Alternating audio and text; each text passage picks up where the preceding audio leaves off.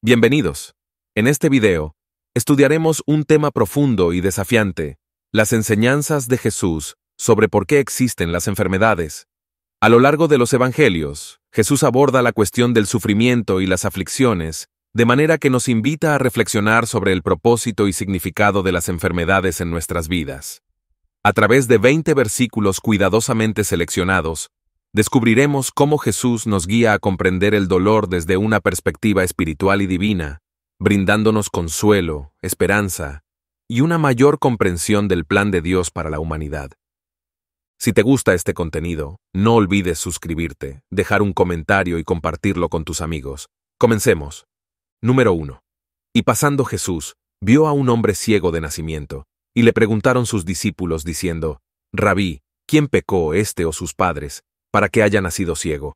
Respondió Jesús: Ni éste pecó, ni sus padres, sino para que las obras de Dios se manifiesten en él. Juan capítulo 9, versículos 1 al 3. Este pasaje de Juan capítulo 9, versículos 1 al 3, narra un evento significativo en el ministerio de Jesús, donde se aborda un tema profundo sobre el sufrimiento humano y la manifestación de la obra de Dios. En la historia, Jesús y sus discípulos encuentran a un hombre que ha sido ciego desde su nacimiento. Los discípulos, reflejando una creencia común de la época, preguntan a Jesús si la ceguera del hombre es consecuencia del pecado, ya sea de él mismo o de sus padres. Esta pregunta sugiere una comprensión del sufrimiento como un castigo directo por el pecado, una idea que era prevalente en la mentalidad religiosa del judaísmo del primer siglo. La respuesta de Jesús desafía esta perspectiva. En lugar de confirmar que la ceguera del hombre es el resultado del pecado, Jesús afirma que ni él ni sus padres pecaron. En cambio, Jesús declara que la ceguera del hombre es una oportunidad para que las obras de Dios se manifiesten en él. Este es un giro radical en la interpretación del sufrimiento y las aflicciones. Jesús está diciendo que el sufrimiento del hombre no es un castigo, sino un medio a través del cual Dios puede mostrar su poder y misericordia. En el contexto más amplio del Evangelio de Juan, esta historia enfatiza la identidad de Jesús como la luz del mundo, capaz de traer no solo sanación física, sino también iluminación espiritual. El acto de sanar al hombre ciego, que ocurre más adelante en el pasaje, es un símbolo de la misión de Jesús de abrir los ojos de las personas no solo físicamente, sino espiritualmente. La ceguera física del hombre se convierte en un paralelismo con la ceguera espiritual de aquellos que no pueden ver o comprender la verdad del mensaje de Jesús. Este relato también refleja la soberanía de Dios en la vida humana. Aunque el sufrimiento es una realidad del mundo caído, Dios puede usarlo para sus propósitos más elevados. A través de este milagro, Jesús muestra que incluso en las circunstancias más oscuras y difíciles, hay un propósito divino que puede llevar a una revelación más profunda de su amor y poder. Número 2. No son los sanos los que necesitan médico, sino los enfermos. No he venido a llamar a justos, sino a pecadores. Marcos capítulo 2, versículo 17. En este pasaje, Jesús está respondiendo a las críticas de los fariseos y maestros de la ley, quienes se escandalizan al verlo compartir la mesa con recaudadores de impuestos y pecadores, personas que eran despreciadas y marginadas por la sociedad religiosa judía. Estos líderes religiosos consideraban que la pureza y la observancia estricta de la ley eran fundamentales para agradar a Dios, y por lo tanto, no podían entender por qué un rabino como Jesús se asociaría con personas consideradas impuras o pecadoras.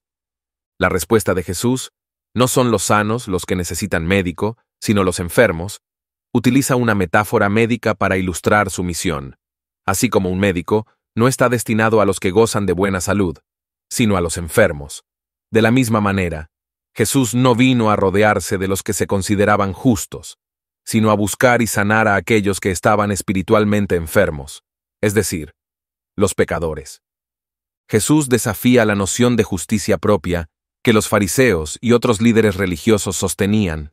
Él sugiere que aquellos que se consideran sanos espiritualmente, es decir, los justos que no ven su necesidad de arrepentimiento, no pueden recibir la sanación que Él ofrece. Por el contrario, Jesús se enfoca en aquellos que son conscientes de su propia imperfección y necesidad de salvación. Este versículo subraya el mensaje inclusivo del Evangelio de Jesús. Mientras que la sociedad religiosa de su tiempo tendía a excluir y condenar a los pecadores, Jesús se acercaba a ellos con compasión y ofrecía un camino hacia la redención. Esto también refleja la naturaleza de la gracia de Dios, que no se basa en los méritos humanos o la observancia de la ley, sino en el reconocimiento de la necesidad de perdón y transformación que solo Jesús puede proporcionar. Además, esta declaración de Jesús tiene implicaciones teológicas profundas. Muestra que el reino de Dios es un reino donde los valores humanos son subvertidos. Los que son considerados insignificantes o indignos en los estándares del mundo son precisamente aquellos a quienes Jesús vino a salvar. Esto resalta la misericordia y la gracia de Dios que están disponibles para todos, especialmente para aquellos que son conscientes de su propio quebrantamiento. Número 3. Cuando oyó Jesús lo que habían dicho, les respondió: Esta enfermedad no es para muerte, sino para la gloria de Dios, para que el Hijo de Dios sea glorificado por ella.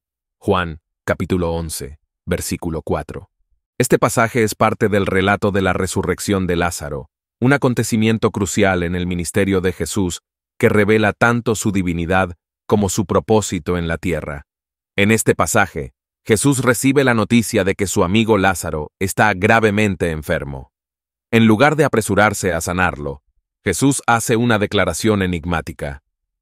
Esta enfermedad no es para muerte, sino para la gloria de Dios, para que el Hijo de Dios sea glorificado por ella. Esta afirmación de Jesús desafía las expectativas de quienes lo rodean. En lugar de ver la enfermedad de Lázaro como una tragedia que culminará en su muerte, Jesús revela que hay un propósito más profundo detrás de este sufrimiento. La enfermedad de Lázaro no es un accidente ni un castigo, sino una oportunidad para que la gloria de Dios se manifieste de manera poderosa y visible. Cuando Jesús dice que la enfermedad es para la gloria de Dios, está señalando que el resultado de esta situación será una revelación del poder divino y del plan redentor de Dios. La gloria de Dios se refiere a su presencia, poder y majestad, que se hace evidente a los seres humanos. En este caso, la gloria de Dios se manifestará a través del milagro que Jesús está por realizar, la resurrección de Lázaro de entre los muertos. Además, Jesús menciona que este milagro servirá para que el Hijo de Dios sea glorificado por ella. Esta declaración subraya el propósito central del ministerio de Jesús: revelar su identidad como el Hijo de Dios y demostrar su autoridad sobre la vida y la muerte. Al resucitar a Lázaro, Jesús no solo muestra compasión por su amigo y sus hermanas, Marta y María, sino que también ofrece una señal profética de su propio poder sobre la muerte, prefigurando su resurrección. Este milagro tiene implicaciones teológicas profundas. En primer lugar, muestra que el sufrimiento y la enfermedad, aunque dolorosos, pueden tener un propósito en el plan divino. No siempre comprendemos el porqué del sufrimiento en el momento en que lo vivimos, pero este pasaje nos invita a confiar en que Dios puede usar incluso las circunstancias más difíciles para manifestar su gloria y cumplir su voluntad. En segundo lugar, la declaración de Jesús redefine la muerte misma. Aunque Lázaro muere físicamente, Jesús muestra que la muerte no tiene la última palabra cuando está presente el poder de Dios.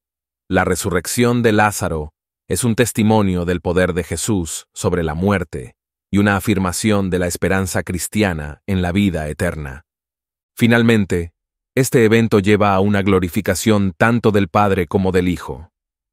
Al realizar este milagro, Jesús no solo demuestra su divinidad, sino que también cumple su misión de revelar a Dios al mundo y de ofrecer la vida eterna a todos los que creen en Él. Número 4. Y recorrió Jesús toda Galilea, enseñando en las sinagogas de ellos y predicando el evangelio del reino y sanando toda enfermedad y toda dolencia en el pueblo. Mateo, capítulo 4, versículo 23. Este versículo ofrece una descripción concisa pero profunda del ministerio de Jesús en Galilea, revelando la amplitud de su misión y el impacto que tuvo en las vidas de las personas. Este pasaje nos muestra a Jesús viajando por toda Galilea, una región diversa en términos de cultura y religión, enseñando en las sinagogas y proclamando el Evangelio del reino. La mención de las sinagogas indica que Jesús participaba activamente en los espacios religiosos de la comunidad judía, aprovechando estos lugares de reunión y enseñanza para comunicar su mensaje. El contenido de su enseñanza se centra en el Evangelio del reino, un término clave que abarca las buenas nuevas del reino de Dios. Este Evangelio, o buenas nuevas, no era simplemente una serie de enseñanzas éticas, sino una proclamación de que el reino de Dios estaba cerca y se estaba manifestando en la persona de Jesús. Este reino no era un reino político o territorial, sino un reino espiritual que transformaba vidas desde adentro, marcando el inicio de una nueva era en la relación entre Dios y la humanidad. El pasaje también enfatiza el poder de Jesús para sanar toda enfermedad y toda dolencia en el pueblo. La sanación física es una parte integral del ministerio de Jesús y está intrínsecamente relacionada con su mensaje del reino. Estas sanaciones no solo alivian el sufrimiento físico, sino que también simbolizan la llegada del reino de Dios, donde no hay lugar para el dolor, la enfermedad o la muerte. Cada sanación realizada por Jesús es un anticipo de la plenitud del reino, un reino donde la voluntad de Dios se hace en la tierra como en el cielo. Además, la sanación de enfermedades y dolencias tiene un profundo significado social y espiritual. En la cultura judía del primer siglo, la enfermedad a menudo se asociaba con el pecado o la impureza ritual. Al sanar a los enfermos, Jesús no solo restaura su salud física, sino que también los reintegra en la comunidad y desafía las ideas prevalentes sobre el pecado y la enfermedad. Este versículo también muestra el carácter inclusivo del ministerio de Jesús. No se limita a un grupo selecto, sino que abarca a todos los que están dispuestos a escuchar y a recibir su mensaje y su sanación.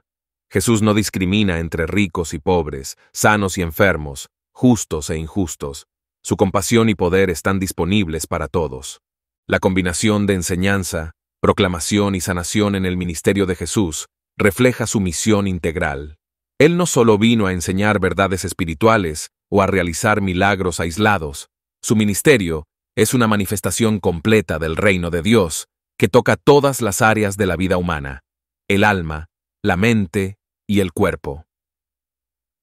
Número 5. Él mismo tomó nuestras enfermedades y llevó nuestras dolencias. Mateo capítulo 8, versículo 17.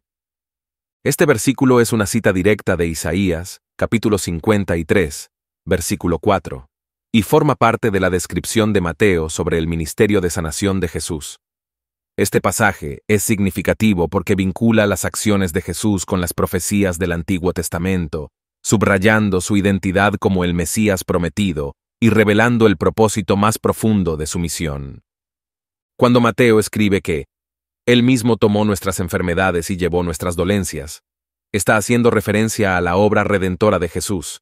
Este versículo no solo describe las curaciones físicas que Jesús realizó durante su ministerio terrenal, sino que también apunta a un significado espiritual más profundo relacionado con la expiación y el sufrimiento vicario de Jesús. En el contexto de Isaías, el pasaje original habla del siervo sufriente, una figura profética que cargaría con los pecados y las dolencias del pueblo para traerles sanidad y restauración. Al citar este versículo, Mateo está identificando a Jesús con ese siervo sufriente, sugiriendo que las curaciones físicas de Jesús son un signo tangible de su misión más amplia de redención y sanación espiritual. La frase, tomó nuestras enfermedades y llevó nuestras dolencias, implica una profunda identificación de Jesús con el sufrimiento humano. Jesús no solo cura a distancia o desde una posición de autoridad. Él literalmente carga con las enfermedades y dolores de la humanidad, asumiendo sobre sí mismo el peso del sufrimiento que afecta a la humanidad debido al pecado y la condición caída del mundo. Este acto de cargar con las dolencias de otros es una manifestación de la compasión de Jesús y su solidaridad con los quebrantados y afligidos. Además, este versículo subraya el carácter sacrificial de la obra de Jesús. No solo alivia el sufrimiento, sino que lo toma sobre sí mismo.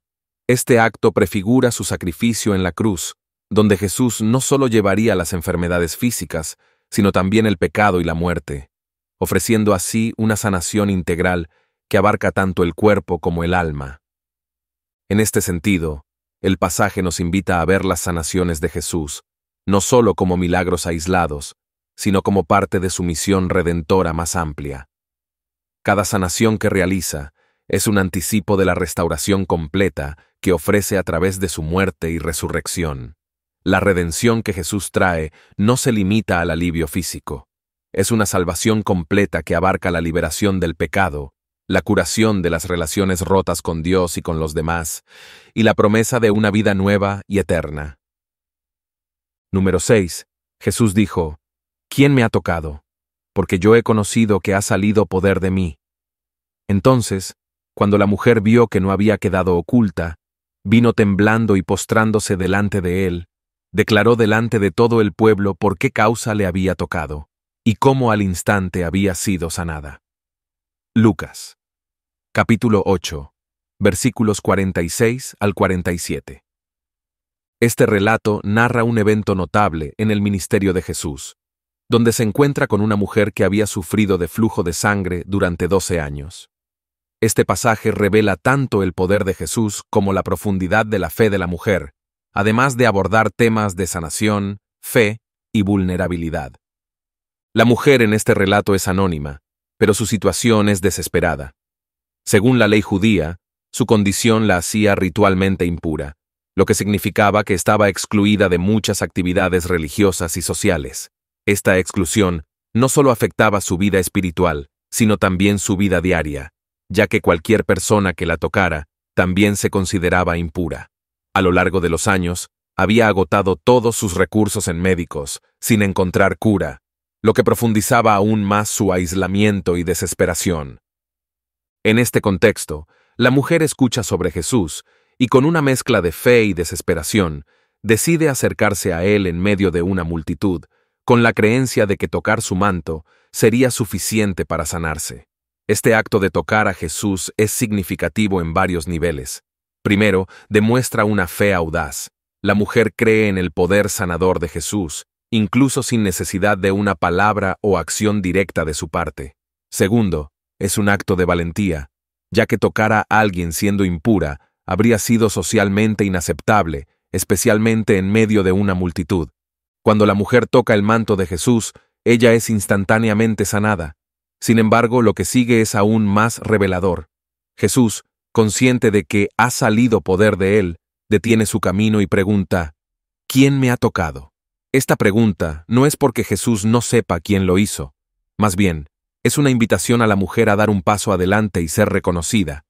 La reacción de la mujer es de temor y temblor. Ella se da cuenta de que no puede permanecer en el anonimato y, postrándose ante Jesús, confiesa lo que ha hecho y cómo fue sanada. Este momento es crucial porque, al hacerlo, ella no solo reconoce públicamente su sanación, sino que también testifica sobre el poder de Jesús ante toda la multitud. El encuentro de Jesús con esta mujer no es simplemente un acto de sanación física, sino una restauración integral de su dignidad y lugar en la comunidad. Al darle la oportunidad de hablar, Jesús la restaura públicamente, quitando cualquier vergüenza asociada con su condición anterior. Además, al llamarla hija, como se menciona en el versículo siguiente, Jesús la reconoce como miembro de la familia de Dios, lo que va más allá de la sanación física. Este relato también resalta el carácter personal y accesible de Jesús. Aunque estaba rodeado por una multitud y en camino a realizar otro milagro, se detiene para atender a esta mujer. Esto muestra que, para Jesús, cada persona y cada acto de fe son importantes. Él no solo ve a la multitud, sino también al individuo, y responde a la fe personal con compasión y poder. Número 7. Entonces, uno de los leprosos, viendo que había sido sanado, volvió glorificando a Dios a gran voz. Lucas capítulo 17, versículo 15. Este relato es parte de la narrativa que describe la sanación de 10 leprosos por parte de Jesús. Este pasaje no solo destaca el poder sanador de Jesús, sino que también subraya la importancia de la gratitud y la fe. En la historia, Jesús entra en una aldea donde es recibido por 10 hombres que sufrían de lepra. La lepra, en el contexto bíblico, Era una enfermedad no solo físicamente devastadora, sino también socialmente marginadora. Los leprosos vivían en aislamiento, apartados de la comunidad debido a la creencia de que eran impuros. Cuando los 10 leprosos ven a Jesús, se mantienen a distancia, como era requerido por la ley, y claman a él diciendo: Jesús, Maestro, ten misericordia de nosotros. Jesús responde a su clamor con una simple instrucción: que vayan y se muestren a los sacerdotes. En el contexto de la ley judía, era necesario que un sacerdote certificara la curación de un leproso para que pudiera ser reintegrado en la comunidad. A medida que los leprosos obedecen y se dirigen hacia los sacerdotes, son sanados en el camino. Lo que sigue es significativo. Uno de los 10 leprosos, al darse cuenta de que había sido sanado, regresa a Jesús, glorificando a Dios en alta voz. Este acto de regresar no es solo un gesto de cortesía, sino un profundo reconocimiento de la fuente de su sanación. A diferencia de los otros 9, que continúan su camino, este hombre reconoce que su sanación es un acto de la gracia divina manifestada a través de Jesús, y siente la necesidad de expresar su gratitud. El hecho de que este hombre regresara glorificando a Dios a gran voz, indica un reconocimiento público y entusiasta de la obra de Dios en su vida. No solo está agradecido, sino que también proclama abiertamente la gloria de Dios, señalando a los demás que el milagro que ha experimentado no es simplemente una coincidencia o una curación natural, sino una intervención divina. Otro aspecto importante de esta historia es que el hombre que regresó era un samaritano, un detalle que Lucas menciona en el versículo siguiente. Los samaritanos y los judíos no se llevaban bien, ya que los samaritanos eran considerados herejes y despreciados por los judíos. Sin embargo, en esta historia, es el samaritano el que muestra una respuesta adecuada al milagro de Jesús, subrayando un tema recurrente en el Evangelio de Lucas: la inclusión de los marginados y la afirmación de la fe de los gentiles. La respuesta de Jesús al ver al hombre regresar es reveladora. Él pregunta retóricamente: ¿no fueron 10 los que quedaron limpios? ¿Y los 9 dónde están? Esto no solo subraya la ingratitud de los otros 9, sino que también resalta el valor que Jesús le da a la gratitud y al reconocimiento de la obra de Dios en nuestras vidas. Jesús luego le dice al hombre: levántate, vete, tu fe te ha salvado, indicando que este acto de regresar y glorificar a Dios es una expresión de fe que no solo resultó en la sanación física, sino también en una salvación más profunda y completa. Número 8.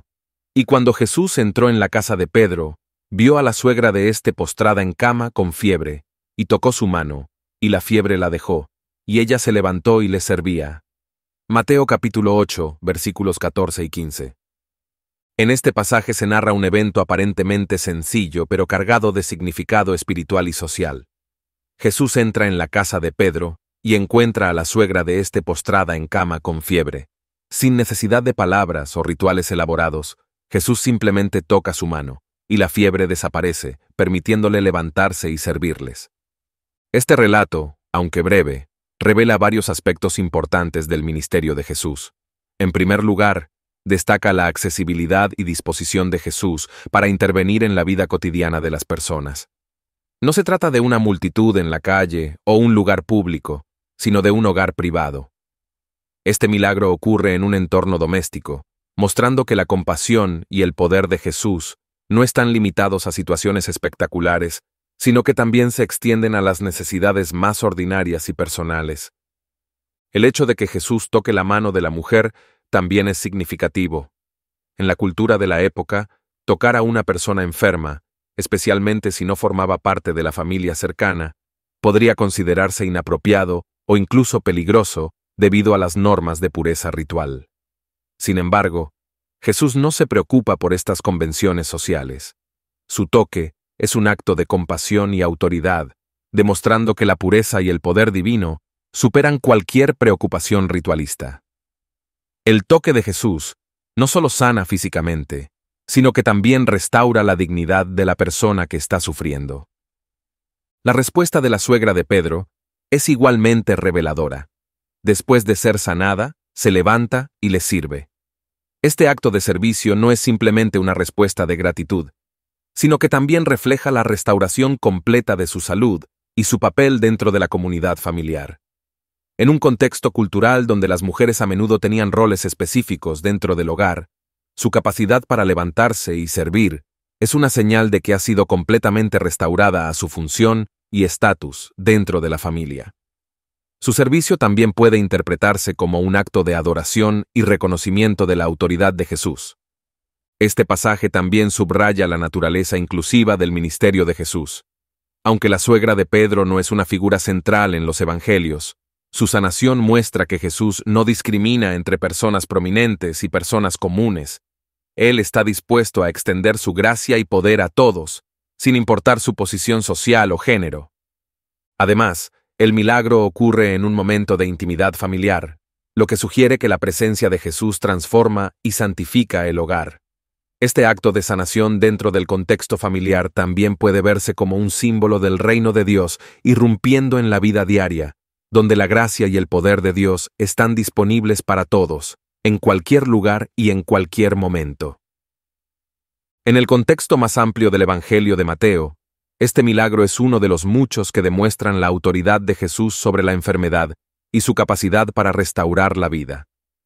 Cada sanación que Jesús realiza no solo alivia el sufrimiento físico, sino que también apunta a su misión redentora más amplia: restaurar a la humanidad a una relación correcta con Dios y entre sí. Número 9. Jesús le dijo: «Levántate, toma tu lecho y anda». Y al instante aquel hombre fue sanado, y tomó su lecho y anduvo. Juan capítulo 5, versículos 8 y 9.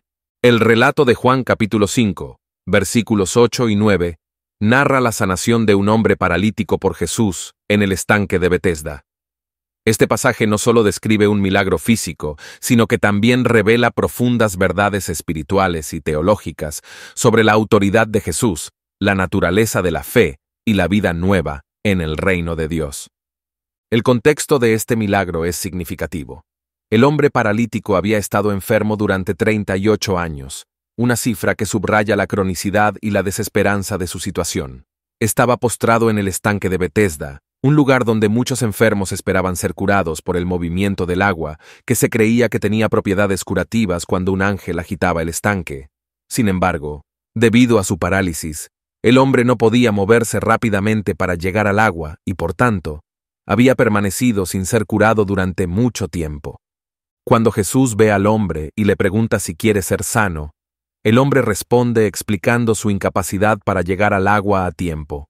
La pregunta de Jesús y la respuesta del hombre revelan un contraste entre la expectativa humana de sanación a través de medios supersticiosos y la autoridad directa de Jesús para sanar. Jesús no necesita el agua del estanque para realizar el milagro. Su palabra es suficiente. La instrucción de Jesús es clara y directa: levántate, toma tu lecho y anda. Esta orden es poderosa por varias razones. Primero, levántate es una llamada a la acción, a una nueva vida.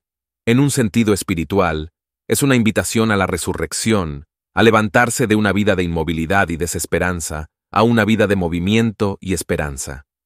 Segundo, toma tu lecho implica no solo sanación física, sino también una señal visible de cambio.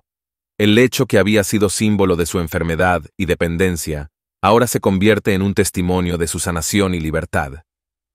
Finalmente, anda es un mandato a vivir de manera activa y autónoma. Un recordatorio de que la sanación de Jesús es completa y transformadora. La sanación inmediata del hombre subraya la autoridad de Jesús sobre la enfermedad y la naturaleza. No hay un proceso prolongado de recuperación. El hombre es sanado instantáneamente y tiene la capacidad de obedecer las palabras de Jesús de inmediato. Este milagro muestra que el poder de Jesús trasciende las limitaciones humanas y las expectativas convencionales. Además, el hecho de que este milagro ocurra en el día de reposo es significativo.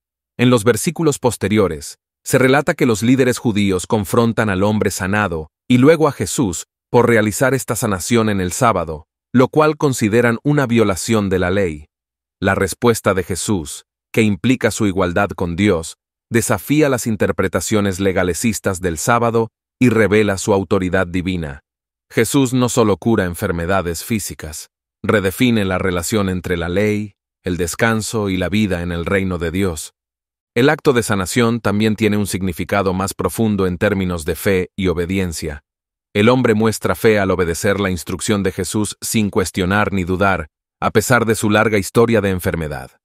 Esta obediencia inmediata es un modelo de la respuesta adecuada a la palabra de Jesús. Actuar con fe y confianza en su poder. En un sentido más amplio, este milagro es un símbolo del ministerio redentor de Jesús. Así como Jesús levanta al hombre paralítico, también levanta a la humanidad de la parálisis del pecado y la desesperanza. La sanación en Betesda es una prefiguración de la resurrección y la vida nueva que Jesús ofrece a todos los que creen en Él. Número 10. Y había en la sinagoga de ellos un hombre con espíritu inmundo, que dio voces, diciendo: ¿Qué tienes con nosotros, Jesús Nazareno? Has venido para destruirnos. Sé quién eres, el Santo de Dios. Pero Jesús le reprendió, diciendo: Cállate y sal de él. Marcos capítulo 1, versículos 23 al 25. Este relato nos ofrece una visión del poder y la autoridad de Jesús sobre las fuerzas espirituales malignas.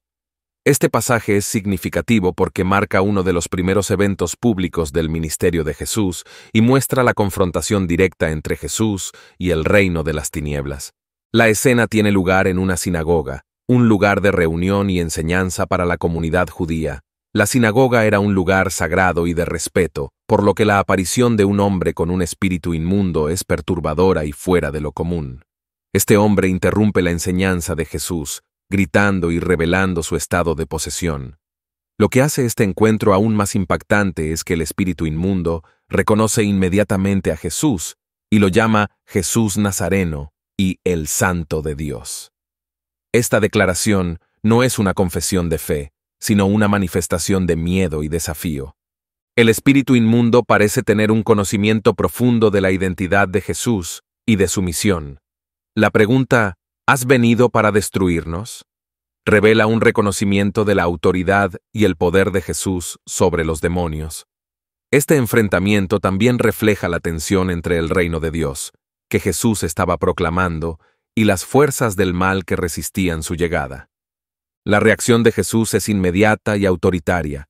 Con una simple orden, cállate y sal de él, Jesús reprende al espíritu inmundo y lo expulsa del hombre. Este acto es una demostración directa del poder y la autoridad de Jesús sobre los espíritus malignos. No necesita rituales elaborados ni largas oraciones, su palabra es suficiente para someter a las fuerzas demoníacas. Esto subraya la supremacía de Jesús sobre todos los poderes espirituales y refuerza su identidad como el Mesías y el Hijo de Dios. El hecho de que este evento ocurra en una sinagoga también es simbólico. En el lugar donde se enseñaba la ley y se adoraba a Dios, Jesús demuestra que el reino de Dios está presente y que tiene el poder de liberar a las personas de la opresión espiritual. La presencia del espíritu inmundo en la sinagoga puede ser vista como un símbolo del estado de la religión judía en ese momento, donde la mera observancia de la ley no era suficiente para confrontar las realidades espirituales más profundas. Este relato también resalta el carácter dual del ministerio de Jesús. Mientras proclama el reino de Dios, también destruye las obras del diablo, liberando a los cautivos y restaurando a los oprimidos. La expulsión del demonio no solo libera al hombre físicamente presente, sino que también actúa como una declaración de guerra contra las fuerzas del mal en general. Además, el espíritu inmundo reconoce a Jesús como el Santo de Dios, lo que subraya la santidad y pureza de Jesús frente a la impureza del demonio. Esto no solo refuerza la identidad divina de Jesús, sino que también establece una clara distinción entre el reino de Dios y el reino de las tinieblas. El impacto de este evento en la sinagoga debió haber sido profundo. Aquellos que presenciaron la escena vieron a Jesús no solo como un maestro, sino como alguien con autoridad espiritual y poder sobre las fuerzas del mal. Este milagro probablemente sirvió para fortalecer la fe de algunos y desafiar las percepciones religiosas de otros, mostrando que el reino de Dios no es solo una idea, sino una realidad presente que confronta y vence al mal. Número 11. Y he aquí, una mujer que padecía de flujo de sangre hacía 12 años, se le acercó por detrás y tocó el borde de su manto, porque decía dentro de sí, si tocare solamente su manto seré salva. Pero Jesús, volviéndose y mirándola, dijo, ten ánimo, hija, tu fe te ha salvado, y la mujer fue salva desde aquella hora. Mateo capítulo 9, versículos 20 al 22. El pasaje de Mateo nos presenta un relato profundamente conmovedor que revela el poder de la fe y la compasión de Jesús. La historia de la mujer que padecía de flujo de sangre durante 12 años es un testimonio del alcance del amor y la gracia de Jesús, así como de la determinación y la fe de aquellos que buscan su ayuda. Esta mujer había sufrido durante muchos años una condición que, según la ley judía, la hacía ritualmente impura. Su enfermedad la excluía de la participación plena en la vida religiosa y social, ya que cualquier persona que tocara o fuera tocada por ella también sería considerada impura. Además de la carga física y emocional de su enfermedad, la mujer habría enfrentado un profundo aislamiento y vergüenza, incapaz de encontrar alivio a pesar de sus esfuerzos. En este contexto de desesperanza, la mujer escucha sobre Jesús y decide acercarse a él, convencida de que tocar su manto será suficiente para ser sanada. Este acto es audaz y lleno de fe. Ella cree en el poder de Jesús, pero también sabe que acercarse a él y tocarlo podría ser visto como un acto de transgresión, dado su estado de impureza. Sin embargo, su fe en el poder sanador de Jesús es más fuerte que su miedo a las posibles consecuencias sociales. Cuando la mujer toca el manto de Jesús, su fe es inmediatamente recompensada. Es sanada al instante, lo que demuestra que su creencia en Jesús no estaba fuera de lugar. Sin embargo, la historia no termina ahí. Jesús, consciente de que ha salido poder de él, se vuelve y la busca. Aunque podría haber dejado que la mujer se fuera en silencio, él la llama a dar un paso adelante. Este acto de volverse y hablar con ella es crucial. Jesús no solo está interesado en sanar su cuerpo, sino también en restaurar su dignidad y posición en la comunidad. Al llamarla hija, Jesús no solo afirma su sanación física, sino que también la acoge en la familia de Dios, dándole un lugar de pertenencia y afirmación que va más allá de su condición física. La frase «tu fe te ha salvado» subraya el poder de la fe en el encuentro con Jesús. No es solo el acto físico de tocar su manto lo que la sana, sino la fe que motiva ese acto. Jesús reconoce y valora su fe, haciéndola partícipe de su poder sanador y redentor. La sanación que ella experimenta es completa, no solo en términos de su salud física, sino también en su restauración espiritual y social. Este relato también desafía las normas sociales y religiosas de la época. Jesús no se preocupa por las convenciones de pureza ritual, sino por la persona que se encuentra detrás de la enfermedad. Él muestra que el reino de Dios no excluye a nadie, sino que incluye y sana a los marginados y a los que sufren. La interacción de Jesús con esta mujer muestra que en el reino de Dios, la fe trasciende las barreras sociales y religiosas, y que la compasión de Dios se extiende a todos, independientemente de su estado o condición. Número 12. Entonces le trajeron un endemoniado ciego y mudo, y le sanó, de tal manera que el ciego y mudo veía y hablaba. Mateo capítulo 12, versículo 22. Este pasaje relata un milagro significativo en el ministerio de Jesús, donde él sana a un hombre que estaba poseído por un demonio, que lo había dejado ciego y mudo. Este relato, aunque breve, es profundo en su significado y revela mucho sobre la naturaleza del poder de Jesús, la confrontación con las fuerzas del mal, y la reacción de la gente y los líderes religiosos ante sus obras. El hombre en cuestión está doblemente afligido. Por un lado, está poseído por un demonio, y por otro, su posesión le ha causado ceguera y mudez. En la narrativa bíblica, la ceguera y la mudez no solo representan limitaciones físicas, sino también una metáfora de la incapacidad para percibir y proclamar la verdad espiritual. La ceguera impide ver la realidad de Dios y su reino, mientras que la mudez impide dar testimonio de esa realidad. Así, la condición del hombre simboliza un estado de total impotencia y esclavitud espiritual. La acción de Jesús es directa y poderosa. Sin elaboradas ceremonias o invocaciones, Jesús sana al hombre, expulsando el demonio que lo aflige. El resultado es inmediato y completo. El hombre puede ver y hablar nuevamente. Este acto no solo restaura su capacidad física, sino que también lo libera espiritualmente de la opresión demoníaca. La sanación es una señal tangible del poder del reino de Dios que Jesús proclama, un reino donde las fuerzas del mal son derrotadas y las vidas son restauradas a la plenitud. Este milagro subraya la autoridad suprema de Jesús sobre los demonios y las fuerzas del mal. A lo largo de los evangelios, Jesús muestra repetidamente que tiene poder absoluto sobre el reino de las tinieblas y que su presencia trae luz y libertad. La expulsión de demonios es una manifestación del choque entre el reino de Dios y el reino de Satanás, con Jesús como el vencedor claro. La reacción de la gente a este milagro, aunque no detallada en este versículo específico, generalmente incluía asombro y admiración. Sin embargo, también provocaba controversia entre los líderes religiosos de la época, como se muestra en los versículos que siguen. Los fariseos y otros líderes religiosos, en lugar de reconocer la obra de Dios en Jesús, acusan a Jesús de expulsar demonios por el poder de Belcebú, el príncipe de los demonios. Esta acusación refleja su ceguera espiritual y su resistencia a aceptar la verdad del reino de Dios que Jesús estaba revelando. La sanación del hombre ciego y mudo también tiene implicaciones más amplias. No solo es un acto de misericordia hacia un individuo, sino que también es una señal escatológica, un adelanto del tiempo venidero cuando el reino de Dios será plenamente realizado y todas las cosas serán puestas en orden bajo la autoridad de Cristo. En el Antiguo Testamento se profetiza que en los tiempos mesiánicos los ciegos verán y los mudos hablarán. Isaías 35, 5, 6.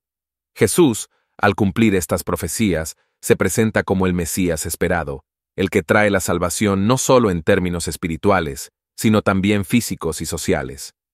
Número 13.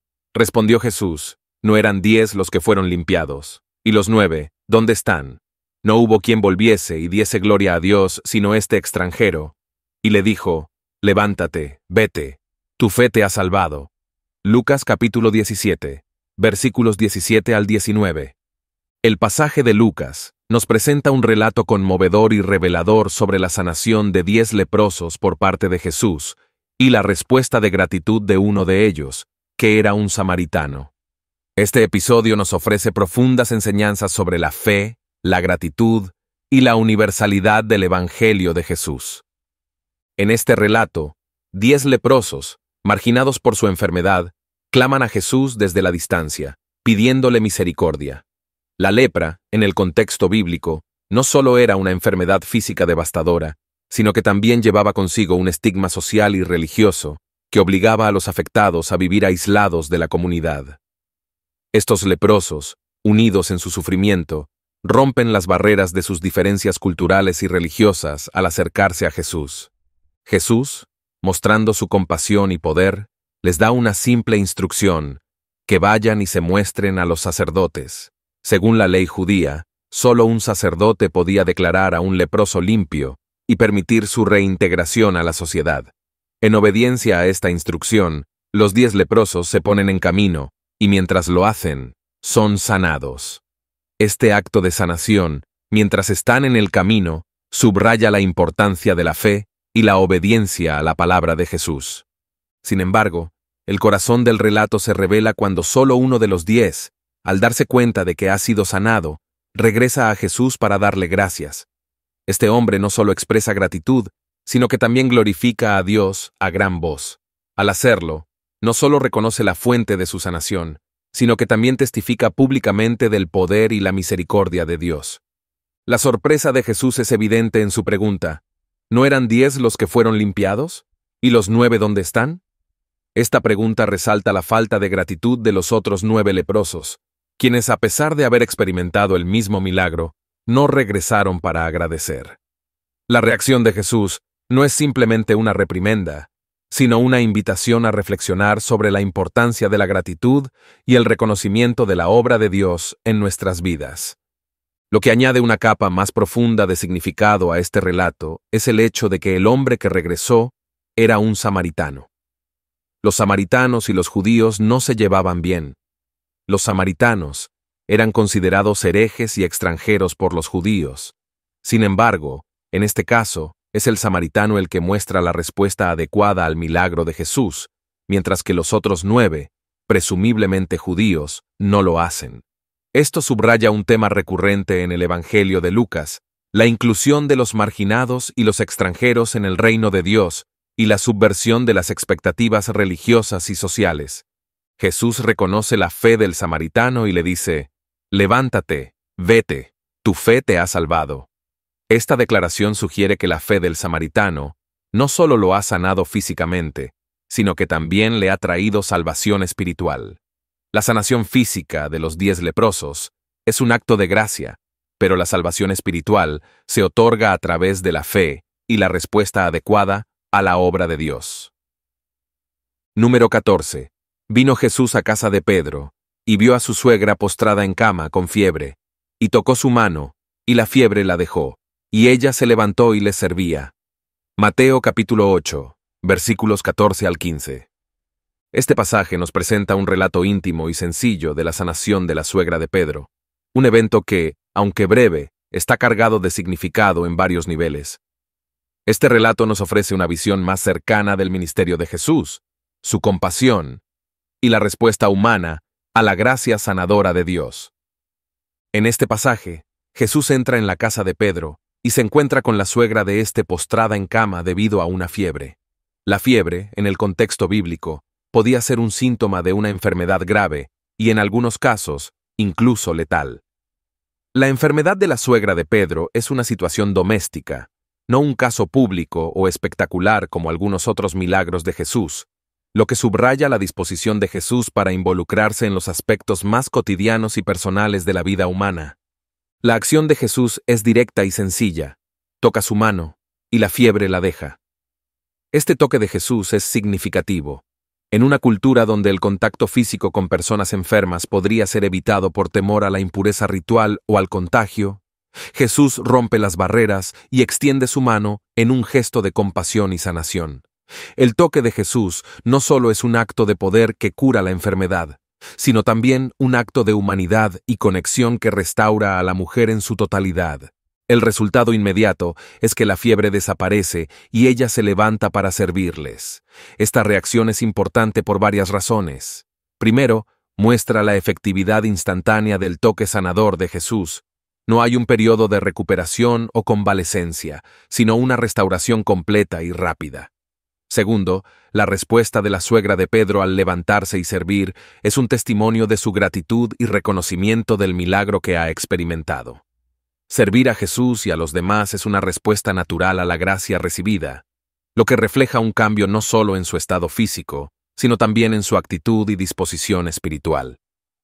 Este pasaje también tiene un significado simbólico más profundo. La fiebre que la postraba en cama puede ser vista como una representación del sufrimiento y la incapacidad que todos experimentamos en diversas formas.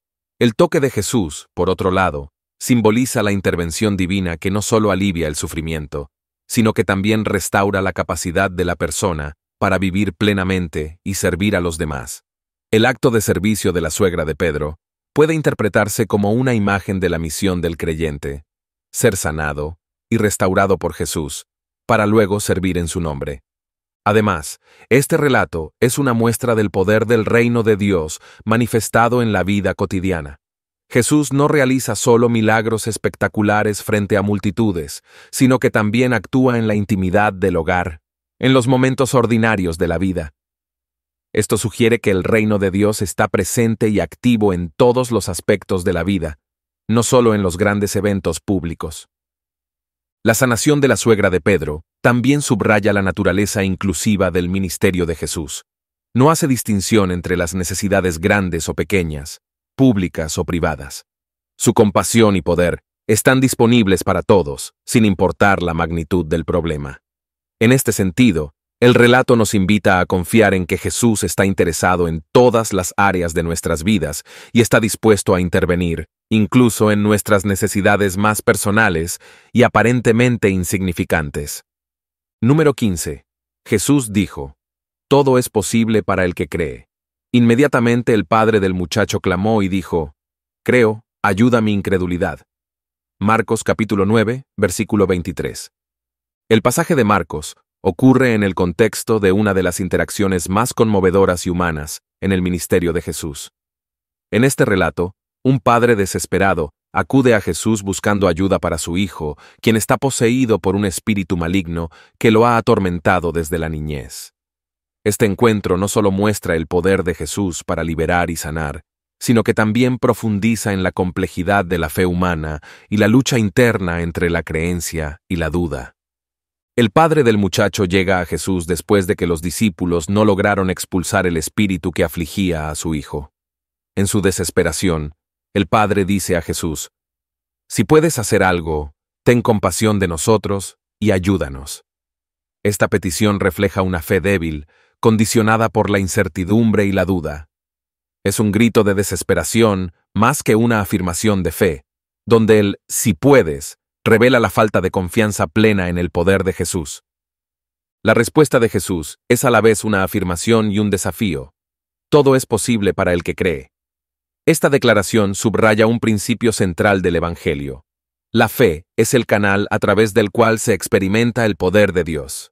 Jesús no está sugiriendo que la fe en sí misma sea mágica o que garantice resultados según la voluntad humana, sino que una fe genuina en Dios abre la puerta a las posibilidades divinas, más allá de las limitaciones humanas. El Padre, al escuchar esto, responde con una mezcla de sinceridad y vulnerabilidad. Creo, ayuda mi incredulidad. Esta respuesta es una de las declaraciones más honestas y humanas en toda la Biblia. El Padre no intenta ocultar sus dudas o aparentar una fe perfecta. En cambio, reconoce la dualidad en su corazón. Una fe que desea creer plenamente, pero que al mismo tiempo lucha con la incredulidad y la duda. Esta confesión del Padre resuena con la experiencia de muchos creyentes que, en momentos de crisis o desafío, se encuentran oscilando entre la fe y la duda. La declaración, creo, ayuda mi incredulidad, es un reconocimiento de la naturaleza imperfecta de la fe humana, pero también es una súplica por la gracia y la ayuda divina para superar esas imperfecciones. Es una expresión de dependencia total en Dios, no solo para la sanación física del Hijo, sino también para el fortalecimiento espiritual del propio Padre. Jesús no rechaza la fe vacilante del Padre, sino que responde a ella con compasión y poder. En los versículos siguientes, Jesús expulsa al espíritu maligno, liberando al hijo de su aflicción. Este milagro no solo libera al muchacho, sino que también afirma que incluso una fe imperfecta, cuando es dirigida hacia Jesús, puede ser el medio a través del cual se experimenta la intervención divina. Este pasaje también nos invita a reflexionar sobre la naturaleza de la fe en la vida cristiana. La fe no es una certeza inquebrantable que nunca vacila, sino una confianza en Dios que persiste incluso en medio de la duda y el temor. La respuesta del Padre es un modelo para los creyentes que luchan con la duda, mostrándonos que es posible acudir a Dios con nuestras imperfecciones, confiando en que Él puede y quiere ayudarnos a fortalecer nuestra fe.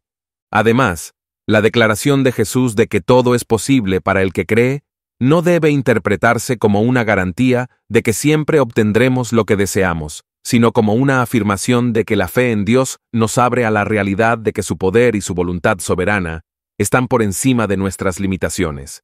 Es un llamado a confiar en Dios, no solo para lo que podemos imaginar, sino también para lo que está más allá de nuestra comprensión. Número 16. Al ver Jesús la fe de ellos, dijo al paralítico: Hijo, tus pecados te son perdonados. Marcos, capítulo 2, versículo 5. El pasaje es parte de una de las historias más impactantes del ministerio de Jesús, donde un paralítico es llevado ante él de manera extraordinaria. Este relato no solo es significativo por el milagro de sanación física que ocurre, sino también por la revelación de la autoridad de Jesús para perdonar pecados, lo que plantea cuestiones fundamentales sobre la identidad y la misión de Jesús. La escena comienza con Jesús, enseñando en una casa llena de gente. La multitud es tan grande que no hay manera de que los amigos del paralítico entren por la puerta para llevarlo ante Jesús. En un acto de fe audaz y persistente, estos hombres deciden subir al techo, abrir un agujero y bajar al paralítico en su camilla directamente frente a Jesús. Este acto por sí solo es un testimonio de la profunda fe y determinación de los amigos del hombre, que están convencidos de que Jesús puede y quiere ayudar a su amigo. Cuando Jesús ve lo que han hecho, su primera reacción no es simplemente curar la parálisis del hombre, sino pronunciar algo aún más profundo: Hijo, tus pecados te son perdonados. Esta declaración sorprende a todos los presentes, no solo porque se esperaba que Jesús sanara físicamente al hombre, sino porque el perdón de los pecados es una prerrogativa divina.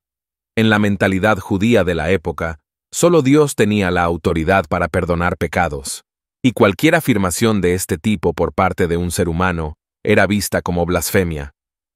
La decisión de Jesús de abordar primero la cuestión del pecado antes de la sanación física es reveladora. Sugiere que Jesús ve la necesidad espiritual del hombre como aún más urgente que su condición física.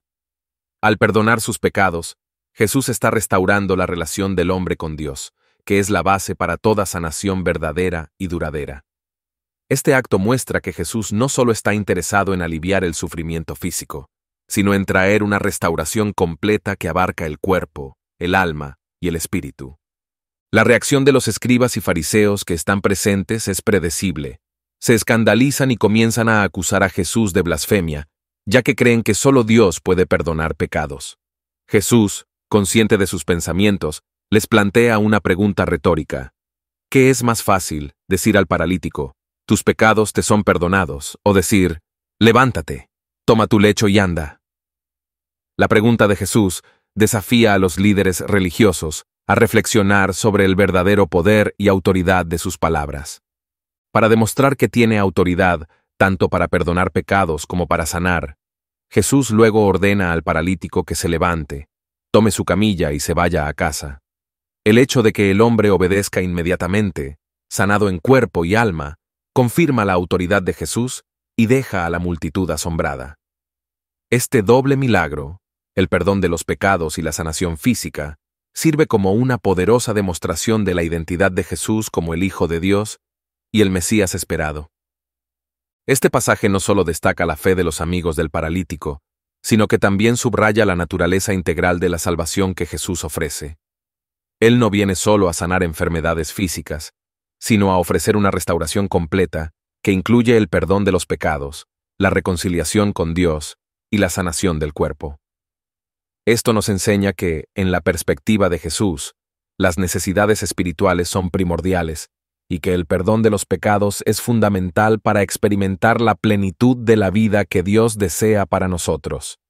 Además, este evento ilustra la autoridad de Jesús para actuar en el nombre de Dios y su disposición a enfrentar la oposición religiosa para cumplir su misión.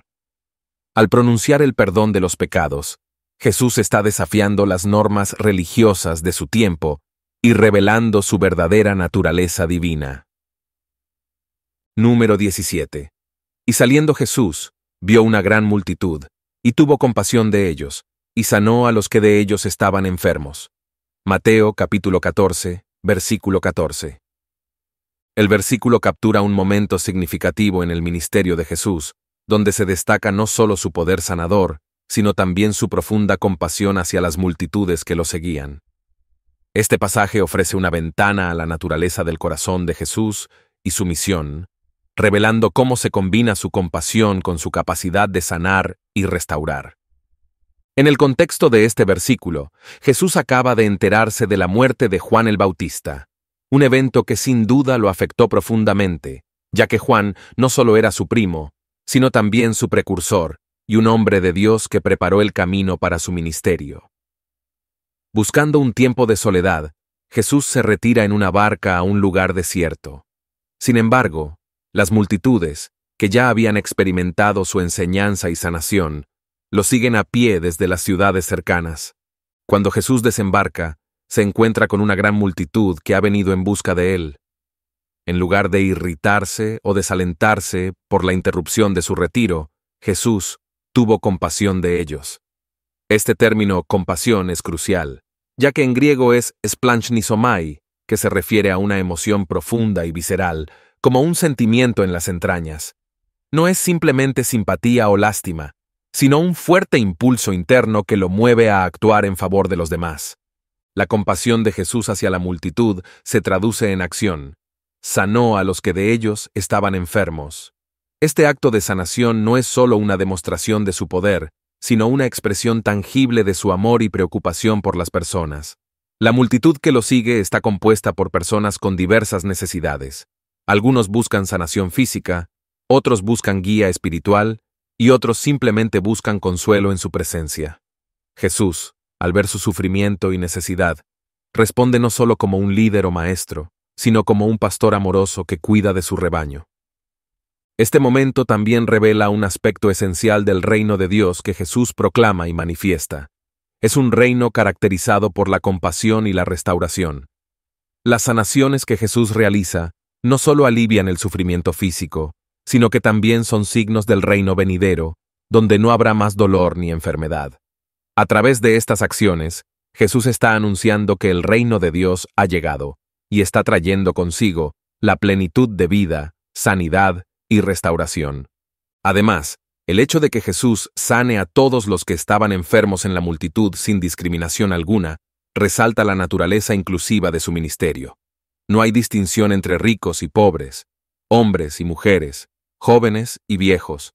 Todos son objeto de su compasión y gracia. Esto subraya la idea de que el amor y el poder de Dios están disponibles para todos, sin importar su condición o estatus. El contexto de la compasión de Jesús también es significativo en términos de la naturaleza de su misión. A pesar de sus propios dolores y la búsqueda de soledad, Jesús se muestra disponible para aquellos que lo necesitan. Su compasión lo lleva a sacrificar su tiempo de descanso para atender a las necesidades de los demás. Este acto de sacrificio es un reflejo de su misión más grande, que culminará en la cruz, donde dará su vida por la humanidad. En un sentido más amplio, este pasaje nos desafía a reflexionar sobre cómo respondemos a las necesidades y el sufrimiento que nos rodean. Nos muestra que la verdadera compasión cristiana no es pasiva, sino activa, llevando a la acción concreta en favor de los demás. Nos invita a seguir el ejemplo de Jesús, buscando ver a las personas a través de los ojos de la compasión y responder a sus necesidades con amor y servicio. Número 18. Y una gran multitud le seguía, porque veían las señales que hacía en los enfermos. Juan capítulo 6, versículo 2. El versículo describe un momento clave en el ministerio de Jesús, en el que se revela tanto el poder de sus milagros como la respuesta del pueblo a sus actos. Este pasaje pone de relieve la creciente popularidad de Jesús y la atracción que ejercía sobre las multitudes, pero también plantea cuestiones profundas sobre la naturaleza de la fe y las motivaciones humanas para seguir a Jesús. El contexto de este versículo es crucial. Jesús ha estado realizando una serie de milagros, curando a los enfermos y demostrando su autoridad divina sobre la enfermedad y el sufrimiento. Estos actos de sanación son signos visibles y tangibles del reino de Dios que Jesús proclama. Para las multitudes, estos milagros no solo traen alivio físico, sino que también suscitan asombro, esperanza y una sensación de que algo extraordinario está ocurriendo en medio de ellos. La gran multitud que sigue a Jesús lo hace porque veían las señales que hacía en los enfermos. Este seguimiento masivo indica que las personas están profundamente impactadas por los milagros de Jesús, al punto de dejar sus actividades diarias para seguirlo de un lugar a otro. Sin embargo, este seguimiento basado en las señales plantea una cuestión sobre la naturaleza de la fe de estas personas.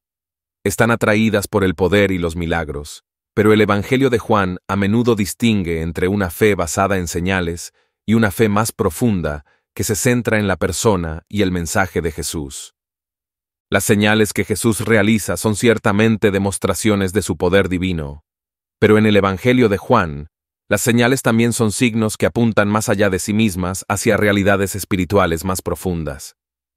Los milagros de sanación no son solo actos de compasión, sino también revelaciones de la identidad de Jesús como el Hijo de Dios y el cumplimiento de las promesas del Antiguo Testamento. Por ejemplo, en Isaías, se profetiza que en los tiempos del Mesías, los ciegos verán y los sordos oirán. Al realizar estos milagros, Jesús no solo alivia el sufrimiento humano, sino que también cumple estas promesas y revela que el reino de Dios ha llegado en su persona. Sin embargo, el énfasis en las señales también revela una tensión en el ministerio de Jesús. Aunque las multitudes están fascinadas por los milagros, Jesús a menudo busca llevar a las personas más allá de una fe que depende de los signos visibles hacia una fe más profunda y personal en Él mismo y en su misión redentora.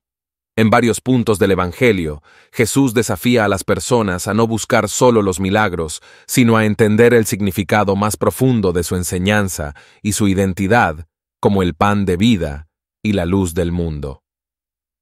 Este versículo también plantea una cuestión sobre las motivaciones humanas.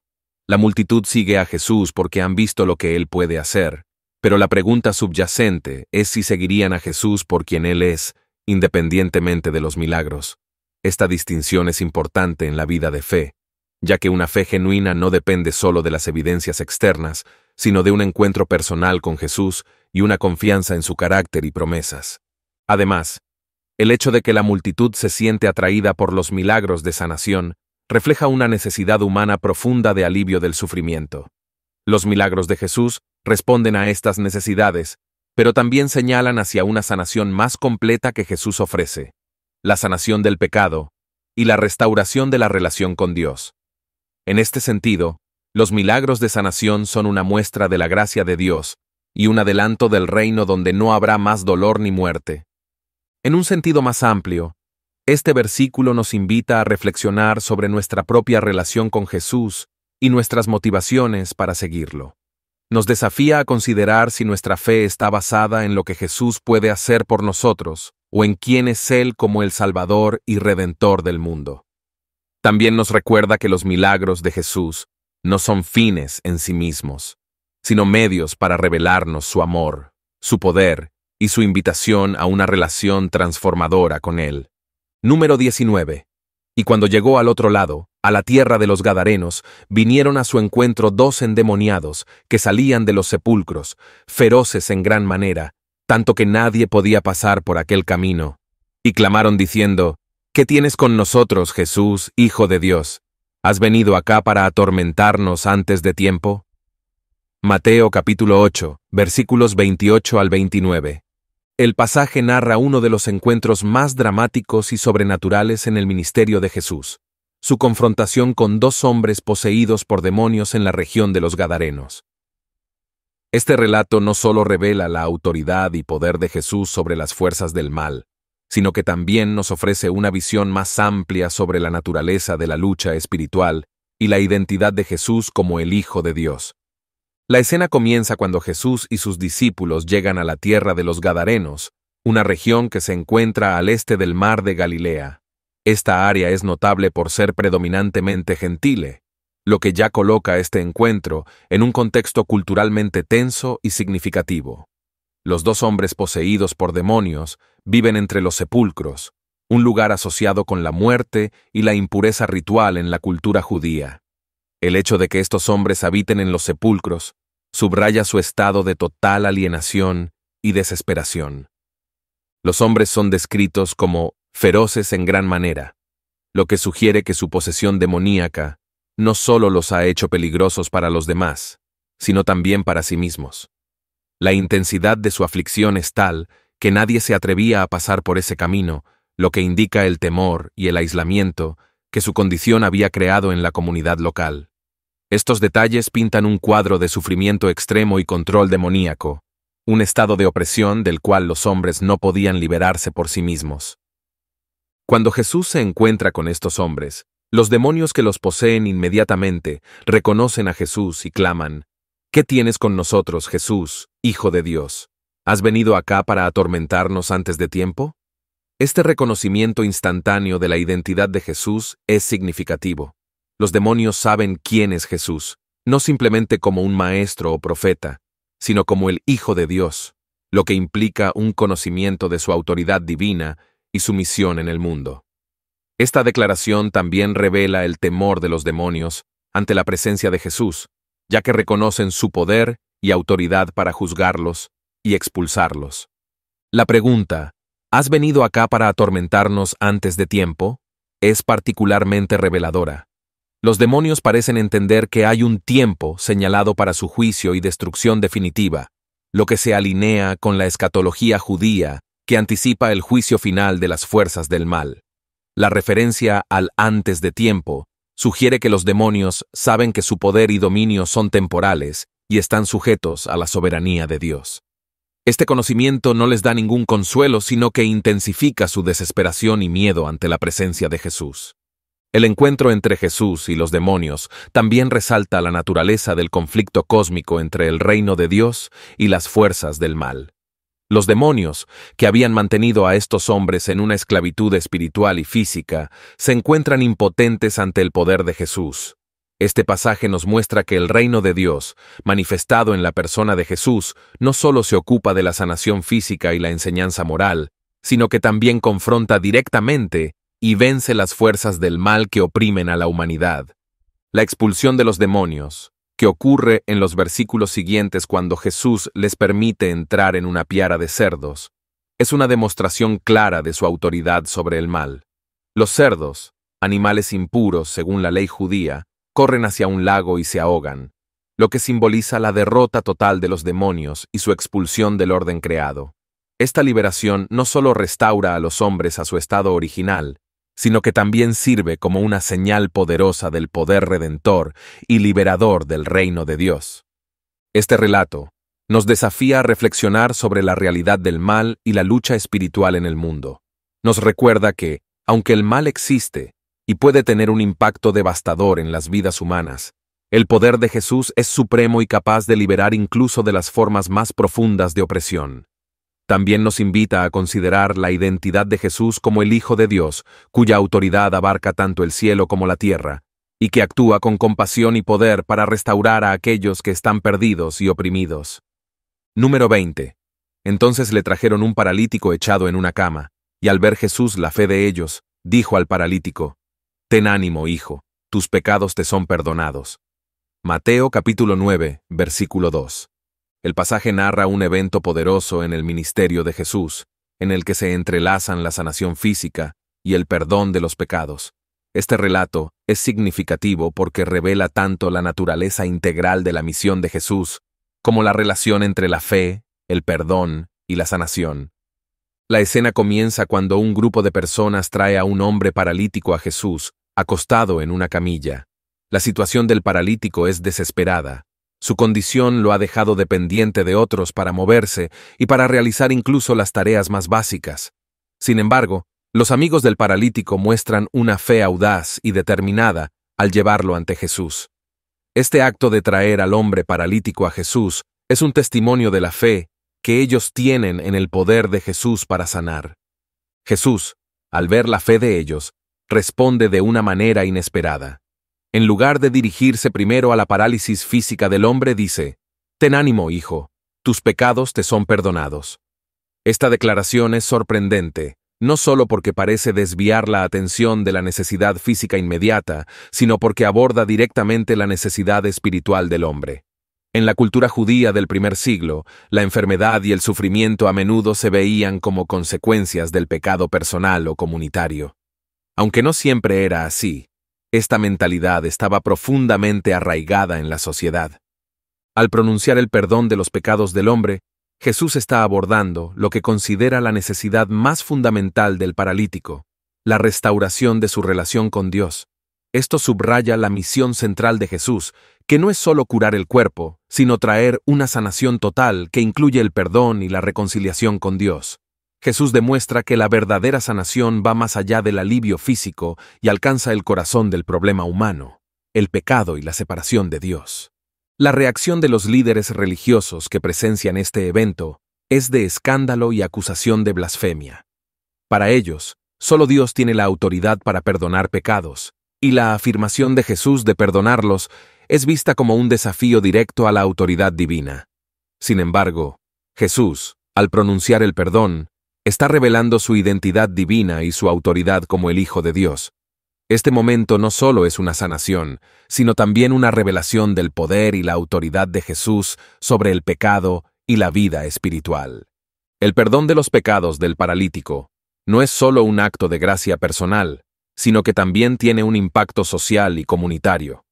Al ser perdonado, el hombre es restaurado a una relación correcta con Dios, lo que también lo reintegra a la comunidad de fe. El pecado, que en la mentalidad de la época podría haber sido visto como una barrera para la participación plena en la vida religiosa y social, es eliminado, y el hombre es completamente restaurado. Después de pronunciar el perdón de los pecados, Jesús procede a sanar físicamente al paralítico, diciéndole que se levante, tome su camilla y se vaya a su casa. Este acto de sanación confirma la autoridad de Jesús para perdonar pecados, demostrando que su palabra tiene poder no solo en el ámbito espiritual, sino también en el físico. El milagro visible de la sanación es una señal tangible de la obra invisible del perdón y la reconciliación. Este pasaje nos invita a reflexionar sobre la naturaleza completa de la salvación que Jesús ofrece.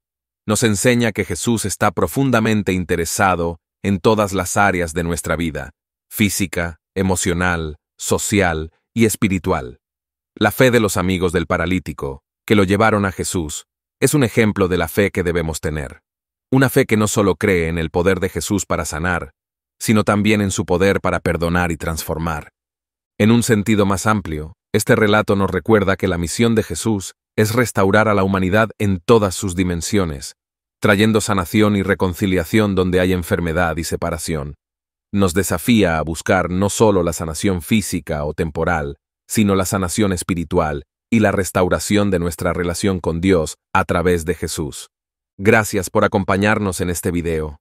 Esperamos que el contenido te haya sido de gran bendición e inspiración. Si te ha gustado, no olvides darle like, suscribirte a nuestro canal para no perderte ninguno de nuestros próximos videos y dejar tus comentarios abajo. Nos encantaría saber tu opinión y conectar contigo. Hasta la próxima.